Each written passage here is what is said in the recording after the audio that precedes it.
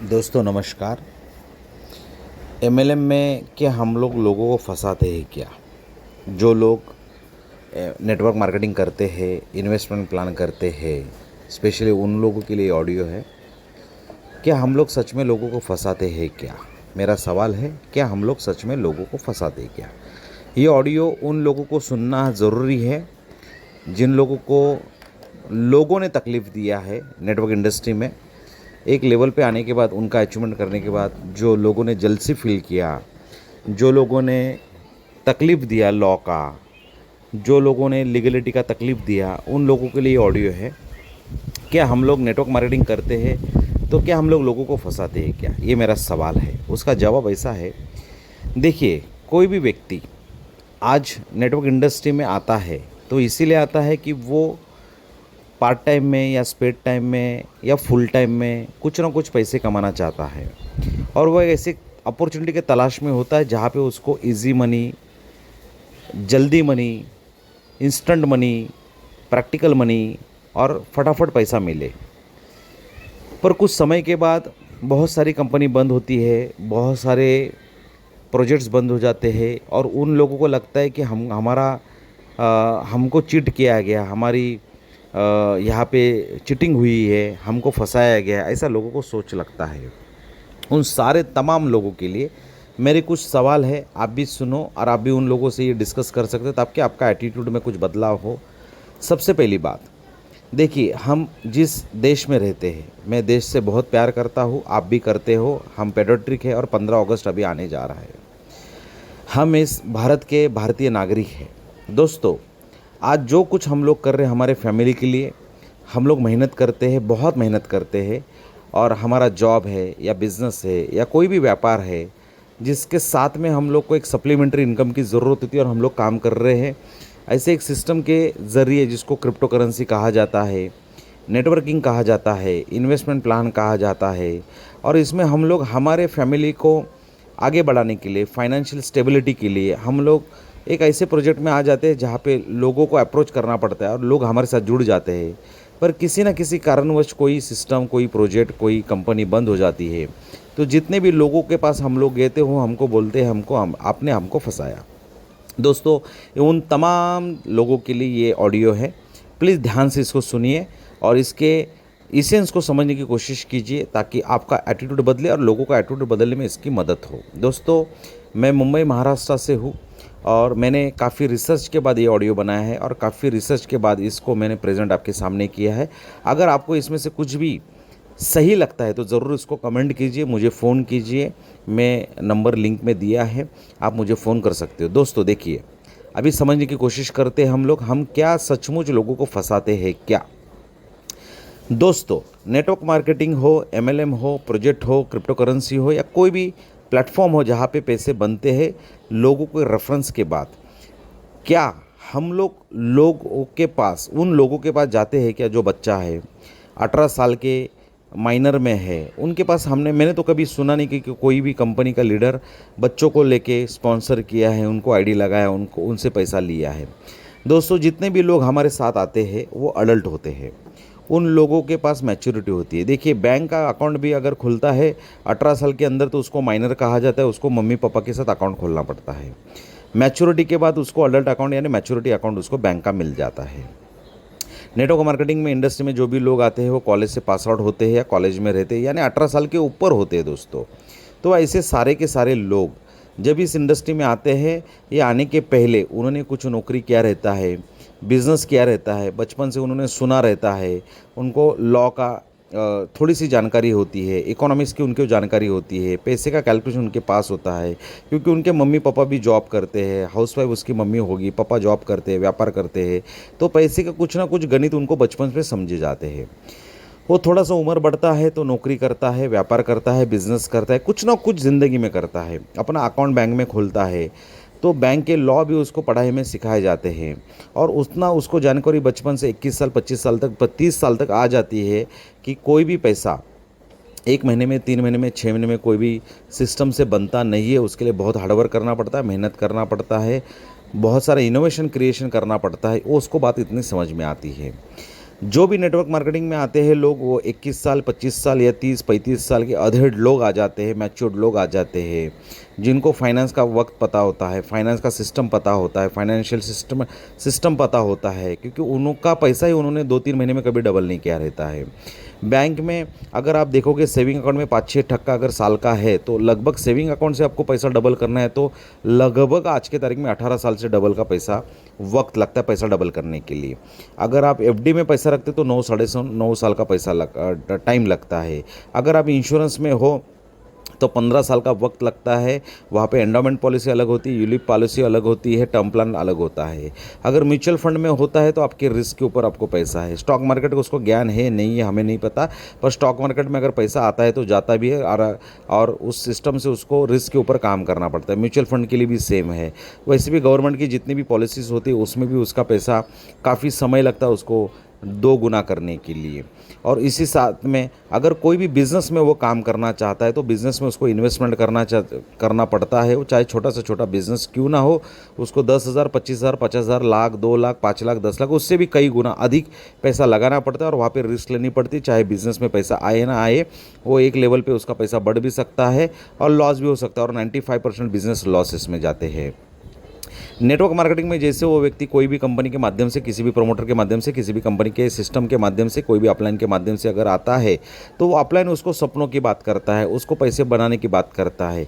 कहाँ पे भी अगर आपने पैसा लगा तो पैसे का 2 गुना 3 गुना हो सकता है, ये पॉसिबिलिटी उसको दिखाता है। इसका मतलब ये नहीं कि आप 2 गुना 3 गुना से बहुत बड़ा अमीर आदमी बन सकते हो, पर अगर आप काम करते हो, इस सिस्टम से रोटेट करते हो, पैसे को सिस्टम से लगाते हो, सिस्टम के साथ में लोगों को लाते हो, और आपके जैसे मानसिकता के लोगों को समझाते हो, और उसी तरह की मानसिकता के लोग आपके पास आते हैं, तो उस सिस्टम के आधार पे जो भी पैसा बनता है आपका कई गुना ज़्यादा पैसा आपका बन सकता है। बात ये समझने की ज़रूरत है कि कोई भी फंक्शन हो, कोई भी कंपनी का प्रोजेक्ट हो, कोई भी कंपनी का सीएमडी हो, मालिक हो, सीईओ हो या प्रमोटर हो, वो कभी भी आपके घर पे आके आपके कनपट्टी को गन लगा के पैसे आपसे लेता नहीं है। आपको कोई भी घर पे बम रख के वो पैसा लेता नहीं है। आपको सपनों की बातें करता है, और वो सपना पूरा करना आपकी ज़रूरत होती है, आपकी भी कोई मजबूरी होती है। तो आपको भी लगता है जो भी आपने ज़िंदगी में किया है, वो चाहे नौकरी किया, व्यापार किया, बिजनेस किया, या जो भी तरीके से आप पैसे बना रहे हो उसमें उतना पैसा नहीं आ रहा है, इसीलिए आप अपने लालच के वजह से उस सिस्टम को हाँ कहते हो, उस सिस्टम में आते हो, उस सिस्टम को फॉलो करने जाते हो। इसका मतलब है कि आप भी अपने लालच की वजह से जो भी अनएम्प्लॉयमेंट हुआ है, जो भी बिज़नेस के लॉसेस है, जो भी गवर्नमेंट की पॉलिसी से उसमें उतना बड़ा पैसा नहीं बना पा रहे हो, ना बन सकता, ये आपको समझ में आता है। ये सारा चीज़ समझ के आप उसमें आते हो। साथ में अगर कोई अपलाइन, कोई लीडर, कोई सिस्टम का व्यक्ति आपके पास, या कोई फंक्शन, कोई मीटिंग में, कोई प्रोजेक्ट में आप जाते हो, तो वहाँ पर आप तुरंत जैसे सुना वैसे पैसे नहीं लगाते हो दोस्तों। वहाँ पर वो व्यक्ति आपसे से कम 5 सवाल 10 सवाल 100 सवाल करता है, पूरे बातों को समझता है, पूरे बातों को समझने की कोशिश करता है, और फिर पैसे लगाता है।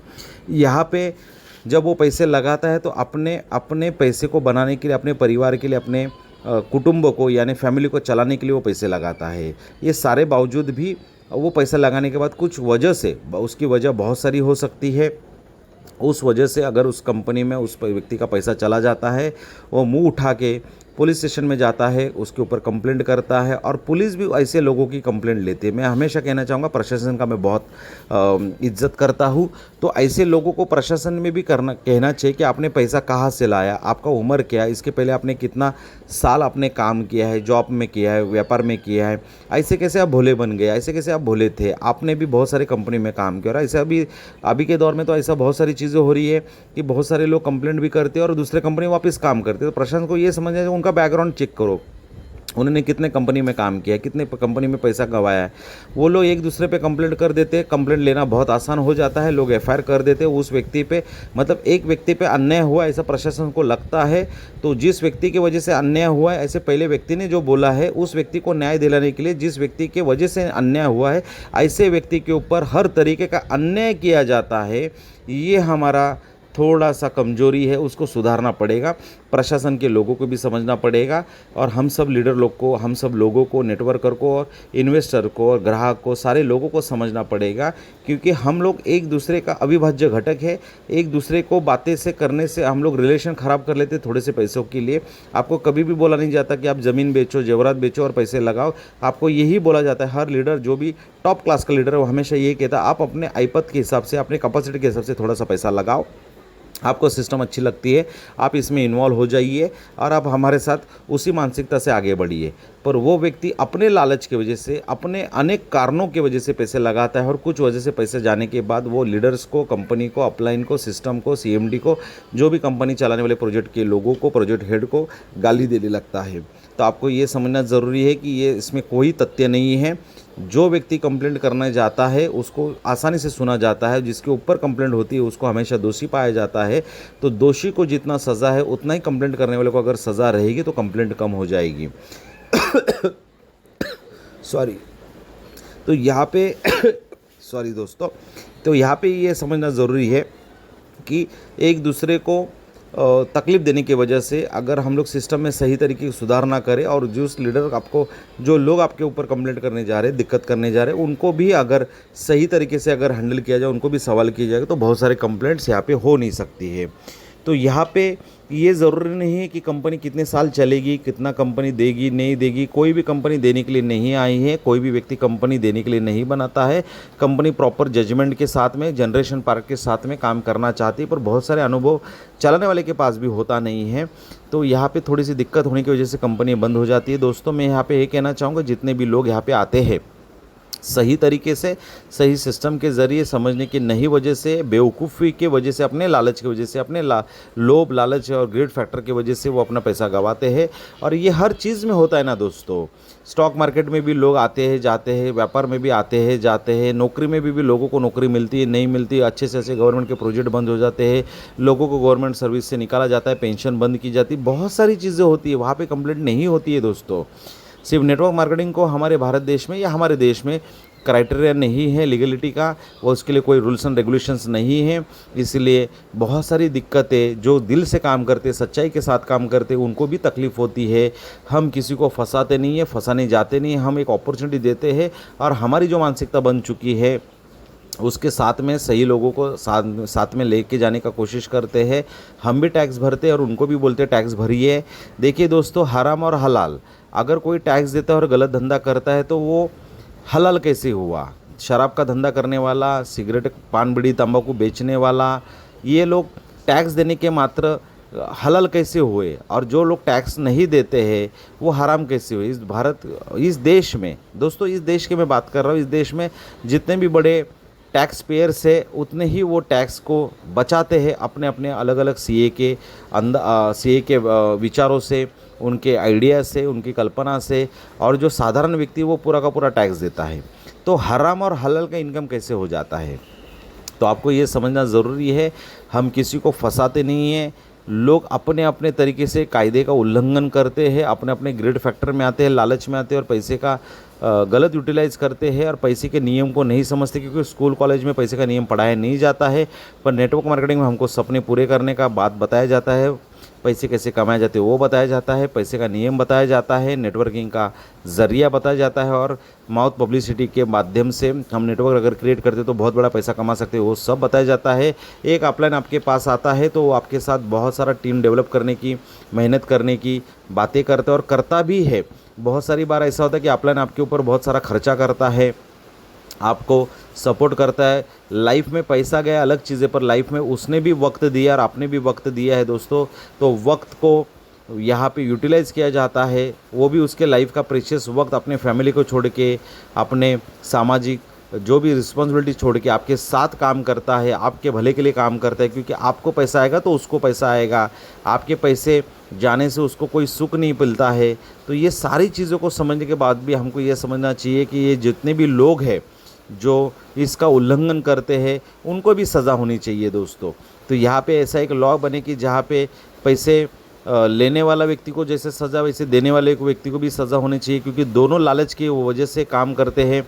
लेने वाला लालच की वजह से उसको लालच बोलता है कि आपको इतना पैसा इतने टाइम में इतने समय में 2 गुना 3 गुना मिलेगा, और देने वाला भी अपने लालच की वजह से पैसा देता है, क्योंकि वो कोई बच्चा नहीं होता है, 18 साल के अंदर का नहीं होता है, उसको वोटिंग कार्ड होता है, उसका आधार कार्ड होता है, उसका पासपोर्ट होता है, उसका पैन कार्ड होता है, उसका नौकरी होता है, जॉब होता है, अनएम्प्लॉयमेंट होता है, नहीं होता है, उसका 21 साल पूरा होता है, शादी हुआ रहता है, नहीं हो रहता है, 2 बच्चों का वो पापा होता है, पति 2 बच्चों का वो बाप होता है। सारी चीज़ें सब कुछ होते हुए भी उसको हम लोग फंसा कैसे सकते हैं? उसको सब समझदारी थी, दुनिया की हर चीज़ उसको पता है।